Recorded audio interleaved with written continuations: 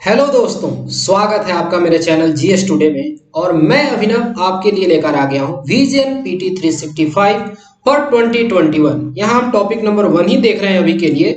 और आज हम शुरू करने वाले हैं गुड्स एंड सर्विसेज टैक्स यानी जीएसटी। और उससे जो रिलेटेड टॉपिक है वो है जीएसटी टैक्स में जो डेवलपमेंट्स हुए हैं। ओके, न्यूज में रहने की वजह बहुत साफ है कि इसके 3 साल कंप्लीट हो गए हैं और इसके अब क्या इवेल्युएशंस हैं उसका सही टाइम आ गया है। तो चीजों को हम एनालाइज करेंगे, बेहतर वे में समझेंगे क्या कुछ डेवलपमेंट हुआ है, इसके अच्छे इंपैक्ट्स क्या रहे, बुरे इंपैक्ट्स क्या रहे, सब कुछ ओवरऑल होलिस्टिक मैनर में चीजों को समझते हैं। चलिए हम स्टार्ट करते हैं।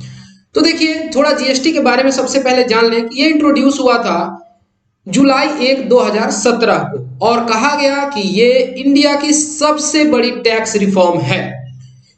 इसके लिए जो कॉन्स्टिट्यूशनल अमेंडमेंट किया गया उसका नंबर है 101 यानी 101वां 101st कॉन्स्टिट्यूशनल अमेंडमेंट। और ये कहे कि बिगेस्ट इनडायरेक्ट टैक्स रिफॉर्म है। ध्यान दीजिएगा, ये अप्रत्यक्ष कर है तो इसको कहेंगे कि ये इनडायरेक्ट टैक्स रिफॉर्म है, बिगेस्ट इनडायरेक्ट टैक्स रिफॉर्म है, जैसा कि आप समझ पा रहे हैं। और इसमें सब्ज्यूम किया गया है करीब 17 इनडायरेक्ट टैक्सेज को, जैसे कि excise duty, value added tax, service tax, luxury tax और भी बहुत कुछ। तो ये संख्या हो गया 17 इनडायरेक्ट टैक्सेज को सब्ज्यूम किया गया है जीएसटी के अंतर्गत। इनडायरेक्ट टैक्स जो नहीं सब्ज्यूम किए गए इसमें आते हैं basic custom duty, anti dumping duty, central excise on petroleum products, value added tax on alcohol for human consumption और भी कुछ कुछ। जो जीएसटी है ये करेंटली लेवी की जाती है on all products except petroleum, alcohol, real estate and electricity. तो ये चार चीज एकदम एकदम कंठस्थ कर लीजिए, अभी के ये भी याद कर लीजिए कि जीएसटी जो है ये चार चीजों पर नहीं लगाते हैं। उन टैक्सेस, ये प्रोडक्ट्स हैं उन पर जीएसटी लेवी नहीं होती है। कौन से? तो petroleum products, alcohol for human consumption, real estate और इलेक्ट्रिसिटी। और इसमें अभी के लिए टोटल 4 टैक्स स्लैब है, 5%, 12%, 18% और 28%, 28%। ठीक। अब जो जीएसटी काउंसिल है वो एक कॉन्स्टिट्यूशनल बॉडी है, यानी कॉन्स्टिट्यूशन के तहत बनाई गई। तो इसके लिए हमारे संविधान में इसके बैकअप में एक आर्टिकल रहा होगा और वो है आर्टिकल 279A। ए से आप समझ रहे हैं कि ये अमेंडमेंट से ऐड किया गया है। ए बी सी जो भी है वो लेटर अमेंडमेंट्स करके ऐड होते जाते हैं हमारे संविधान में। और यहां पर रिकमेंडेशंस हैं यूनियन और स्टेट गवर्नमेंट को और जीएसटी रिलेटेड इशू। तो जीएसटी से रिलेटेड आर्टिकल हो गया 279A। अब जीएसटी काउंसिल का हेड कौन होता है, चेयरपर्सन कौन होते हैं? तो वो यूनियन फाइनेंस मिनिस्टर यानी केंद्रीय वित्त मंत्री। और other members are union state minister on revenue और finance ministers in charge of finance और टैक्सेशन ऑफ ऑल स्टेट्स। ठीक है, तो यहाँ पे यूनियन मिनिस्टर ऑफ रेवेन्यू होते हैं या फिर जो यहाँ पर फाइनेंस मिनिस्टर्स वगैरह हैं सभी राज्यों के, वो भी इसके मेंबर होते हैं। और जो इसके रिकमेंडेशंस हैं, जो भी ये रिकमेंड करता है, सलाह देता है, वो बाइंडिंग होते हैं, यानी बाध्यता होती है सरकार को कि उन डिसीजंस को माने। और सारे के सारे डिसीजन जो हैं वो 75% मेजोरिटी ऑफ मेंबर्स के द्वारा लिया जाता है। मतलब यहाँ पर 75% वोटिंग होनी चाहिए। 75% मेजोरिटी अगर किसी बात को कहती है तो उसको माना जाएगा और वो सारी रिकमेंडेशंस बाइंडिंग होती है नेचर में, यानी कि बस रिकमेंडेशंस नाम के नहीं होते हैं कि बस कह दिया। Okay, 75% majority. अब यहां पर ध्यान दीजिएगा, यहां पर 3 टर्म्स को हम समझते हैं। पहला है एंटी प्रॉफिटरिंग। प्रॉफिट का मतलब होता है फायदा बनाना, प्रॉफिटरिंग मिलता जुलता टर्म है, हम समझेंगे इसको। और एंटी यानी कि जो गलत प्रैक्टिसेज हैं, अगर कोई बिजनेसमैन है या कोई बिजनेस बॉडी है जो गलत मीन से पैसा उगाई करती है तो उस पर रोकथाम लगाना। अब ऐसे समझ लीजिए कि कोई खाने वाला कैफे हो और वहां पर पहले 10% 12% मान के चलते हैं कि पहले टैक्स लगता था, लेकिन सरकार बाद में घटा के उसको 5% कर देती है। 5% कर देती है, लेकिन अभी वो जो फर्म है, जो कैफे है, वो 12% ही टैक्स ले और 7% अपनी पॉकेट में डालता जाए। तो ये क्या है, गलत ढंग से वो प्रॉफिट बना रहा है। तो उसको रोकने के लिए, उसके रोकथाम के लिए जो बॉडी हो गई वो गई एंटी प्रॉफिटरिंग बॉडी, या जो कह लीजिए। Any benefit by way of reduction in tax of rate or increase in input tax credit arising due to induction of GST shall be passed on to the consumers। कि जो भी अगर reduction कर रहे हैं टैक्स में तो उसका फायदा कस्टमर को मिलना चाहिए, ना कि वो जो बिजनेस हाउस है वो पैसा रख ले। ठीक है, तो इसके लिए anti प्रॉफिटरी।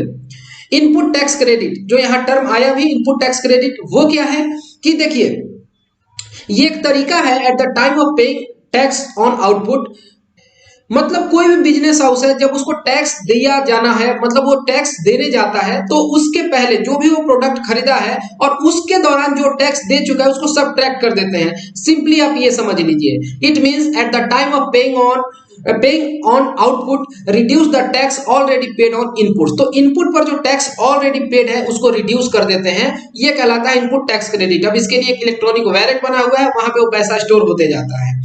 E-way bill, e-way bill हो गया, इसको समझना बहुत जरूरी है। और ये डॉक्यूमेंट होता है जो कि लेके जाना होता है जब भी आप कोई सामान कैरी कर रहे होते हैं 50,000 या इससे अधिक के, जनरली ट्रक ड्राइवर्स वगैरह जो हैं उनको ये अपने साथ ले जाना होता है। तो अब ये इलेक्ट्रॉनिकल मोड में आ गया, तो ई-वे बिल हो गया। और अभी के लिए gold is accepted from this requirements, ये यहाँ पे हाईलाइट करके लिखा हुआ है और आपको ये पता होना चाहिए कि इसके अंतर्गत गोल्ड जो है नहीं आता है, गोल्ड को एक्सेप्शन रखा गया है, उसके लिए कुछ अलग नियम कायदे हैं। अब यहां पर हम की डेवलपमेंट्स देखते हैं with regards to GST in recent times.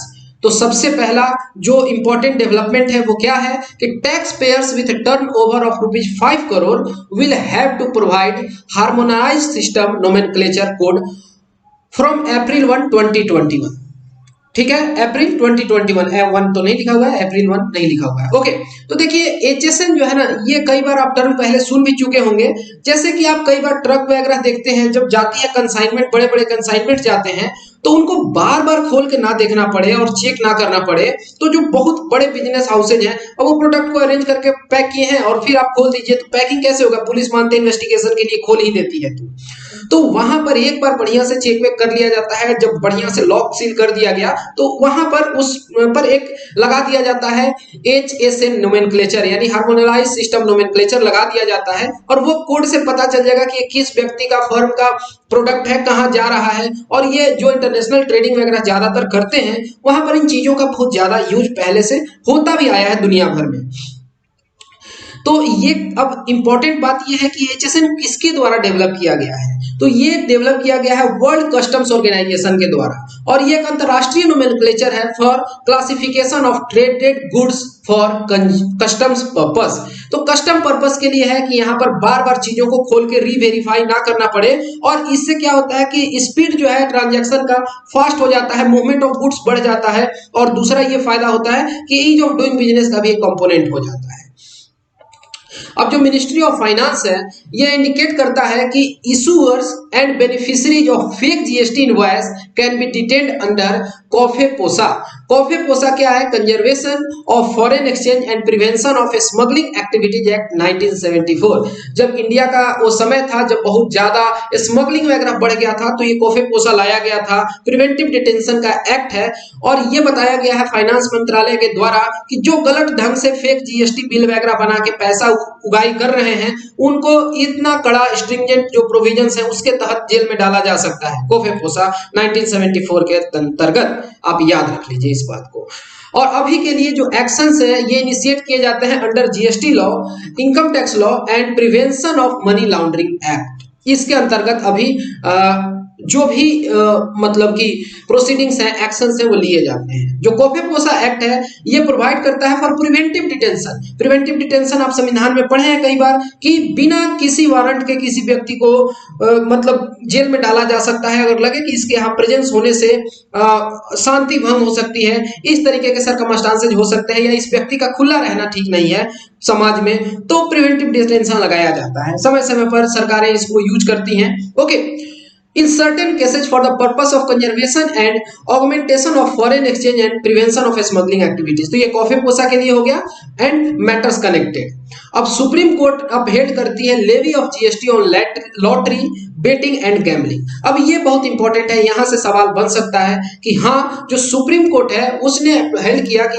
आप लेवी कर सकते हैं जीएसटी लॉटरी के ऊपर, बेटिंग गैम्बलिंग के ऊपर। सुप्रीम कोर्ट का कहना है कि जो डेफिनेशन है गुड्स का अंडर आर्टिकल 366 और उसका पार्ट 12 हमारे संविधान का जो है वो इंक्लूसिव है and there was no intention to give any restrictive means to goods. और इसको देखते हुए यहाँ पर बेटिंग, गैम्बलिंग, लॉटरी पर जीएसटी के बात कर दिए जाते हैं। चलिए अब हम यहाँ पर देखते हैं जीएसटी कंपेंसेशन सेस इशू। इसको आप कई बार पढ़ भी चुके होंगे। अगर आप रेगुलर न्यूज़पेपर पढ़ते हैं तो न जाने इसके ऊपर कितनी एडिटोरियल्स लिखी जा चुकी हैं, तो आपने इसको बार बार पढ़ा होगा। चलिए यहाँ होता क्या है, न्यूज में रहा क्यों, क्योंकि एक गजब का कन्फ्लिक्ट, एक टसल जो है वो शुरू हो गया है सेंट्रल गवर्नमेंट और स्टेट गवर्नमेंट्स के बीच में, as there are estimated shortfall of 30,000 crore in GST compensation cess. तो केंद्र सरकार कहती है कि ठीक है, हमारे तरफ से जो जीएसटी का सेस बनता है या जो भी मामला है, जो हमें पैसा आपको देना चाहिए हम दे रहे हैं। स्टेट गवर्नमेंट कह रहे हैं कि नहीं, हमारे साथ गलत हो रहा है, हमें और पैसा मिलना चाहिए। इसी बात का टसल होता है ना, कहीं टसल होगा तो ओके। तो समझ लेते हैं अच्छे से कि जीएसटी कंपेंसेशन सेस होता क्या है। तो सबसे पहले सेस आप जानते हैं कि सेस का मतलब होता है tax on tax for a specific purpose. अगर वही टैक्स ऑन टैक्स लगाया जाए लेकिन कोई स्पेसिफिक पर्पस ना बताया जाए तो उसको कहेंगे कि ये सरचार्ज है। लेकिन ध्यान दीजिएगा, जो सेस है वो सेंट्रल गवर्नमेंट, जो फाइनेंस कमीशन के रिकमेंडेशंस होते हैं कि 42% टैक्स आपको देना है राज्यों में, उसमें ये सेस और ये सरचार्ज नहीं इंक्लूडेड होते हैं। ये केंद्र सरकार का अपना होता है, इच्छा करे तो दे सकती है लेकिन इसके लिए वो बाउंडेड नहीं है।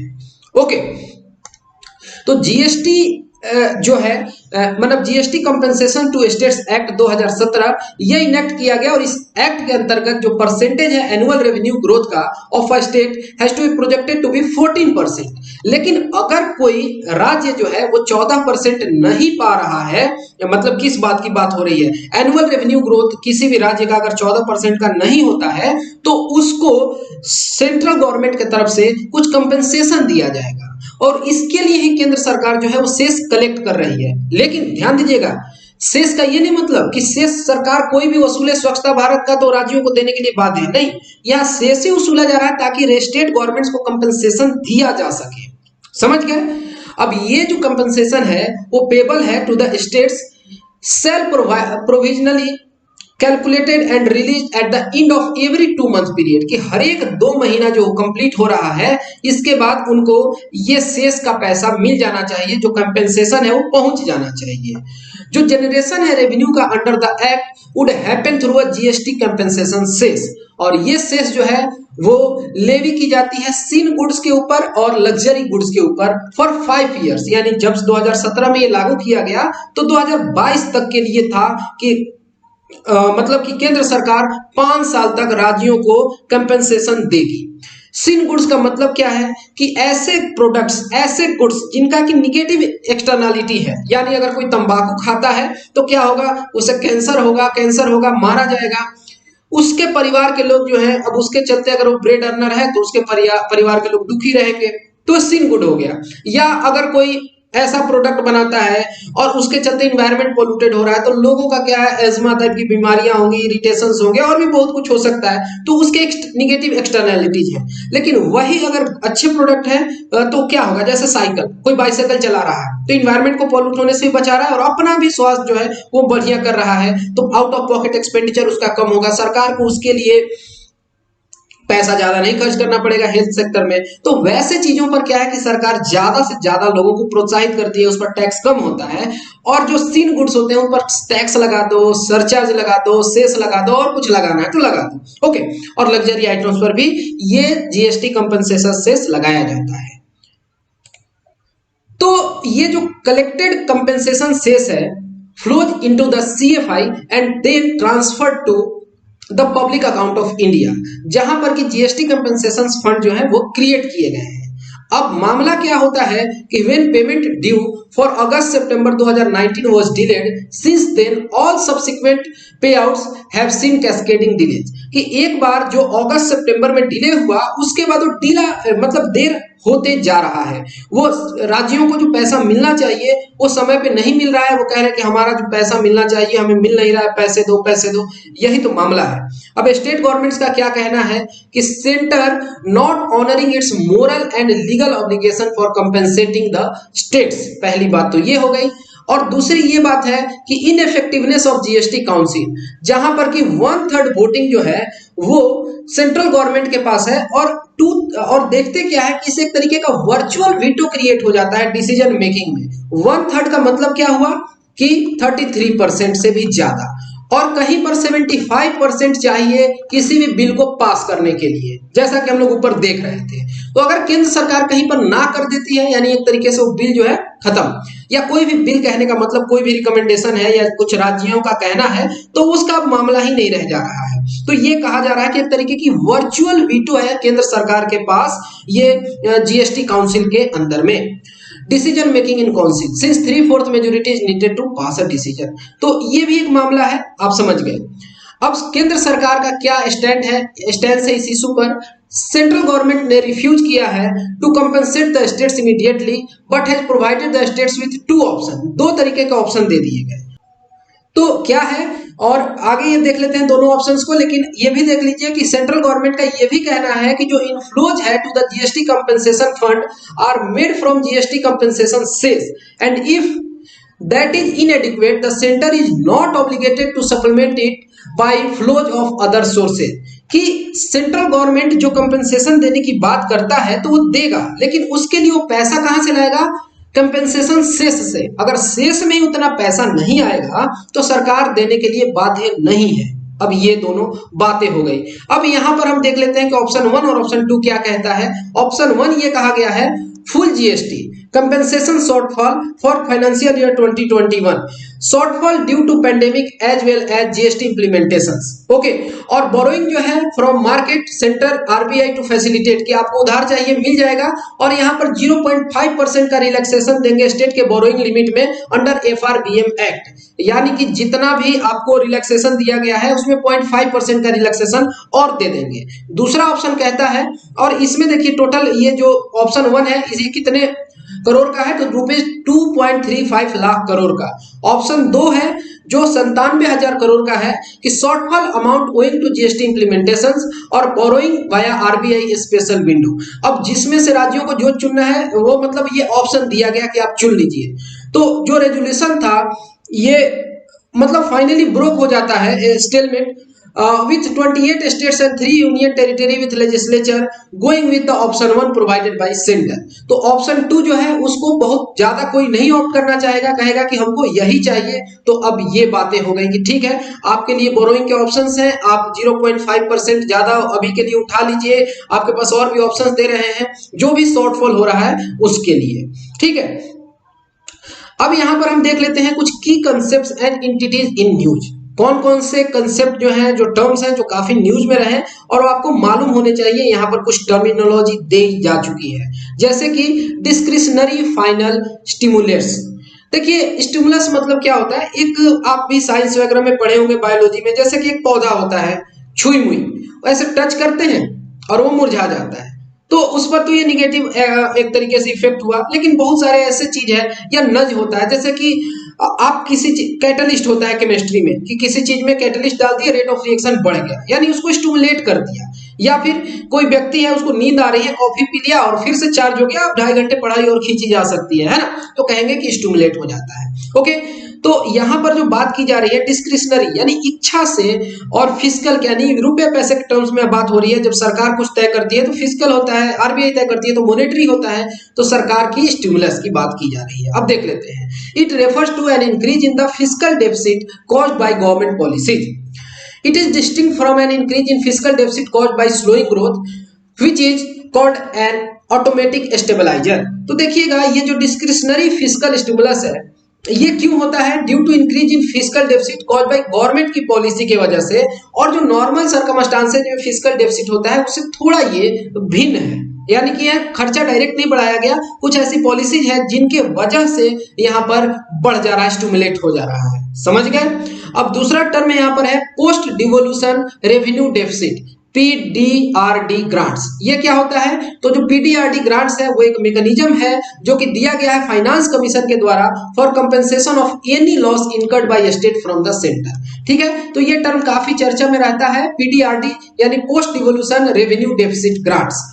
और इसका कहां से ये आता है, तो ये फाइनेंस कमीशन में इसका चर्चा आता है कि अगर राज्यों को कुछ लॉस इनकर हो गया है तो उसके लिए है, ये एक मैकेनिज्म है। और it forms second largest chunk of finance commission transfers after the assistance to local rural bodies. Other finance commission के जो ग्रांट्स हैं वो है grants for rural local bodies, grants for urban local bodies, assistant to state disaster relief funds SDRF. और SDRF के बारे में हम लोग देख रहे थे कि इसमें जो पैसा भरा जाता है एनडीआरएफ से भरा जाता है। चलिए इतना कुछ देख लिए, अब हम देखते हैं ट्रेजरी सिंगल अकाउंट, जिसको शॉर्ट में कहते हैं TSA, treasury single account. TSA जो है ये एक यूनिफाइड स्ट्रक्चर है ऑफ गवर्नमेंट बैंक अकाउंट्स, जो कि एक तरीके से कंसोलिडेटेड व्यू देता है ऑफ गवर्नमेंट कैश रिसोर्सेज। और यानी कि ट्रेजरी सिंगल अकाउंट एक ही अकाउंट है, यूनिफाइड अकाउंट है, वहां पर सारा आपको पता चलता है, कंसोलिडेटेड व्यू मिलता है। टीएसए जो है एक बैंक अकाउंट है या सेट ऑफ लिंक्ड अकाउंट्स हो सकता है, जो कि गवर्नमेंट के जो भी ट्रांजैक्शंस होते हैं at its receipts and payments, और ये इंश्योर करता है effective aggregate control over government cash balance और मिनिमाइज करता है बोरोइंग के कॉस्ट को। अब एक अगला टर्म है क्रेडिट टू जीडीपी रेशियो, इसके बारे में कई बार चर्चा हो चुका है। क्रेडिट का सीधा मतलब है उधार में पैसा लाना, और अगर जीडीपी के तुलना में बहुत ज्यादा अगर कोई देश है वो उधार में पैसा लाए, यानी उस देश की स्थिति अच्छी नहीं है, और अगर कम आती है तो कहेंगे कि बेहतर स्थिति में है। अगर जीडीपी की तुलना में बहुत ज्यादा पैसा उधार में ला रहे हैं तो अभी के लिए तो आपको ब्याज लौटाना है और आगे चल के मूल भी लौटाना है, यानी अब आगे आने वाली पीढ़ियों पर कहीं ना कहीं भार दे रहे हैं, आने वाली सरकारों पर एक्स्ट्रा बर्डन दे रहे हैं, ये भी मतलब होता है। लेकिन इसका एक ये भी पहलू है कि जो बहुत ज्यादा डेवलप्ड देश है वो हद से ज्यादा उनका क्रेडिट टू जीडीपी रेशियो है, लेकिन हाँ उनके पास इस तरीके के मैकेनिज्म डेवलप्ड है कि हाँ वो एकदम से बैठ नहीं जाएंगे, और कहने का मतलब है वो दिवालिया नहीं हो जाएंगे।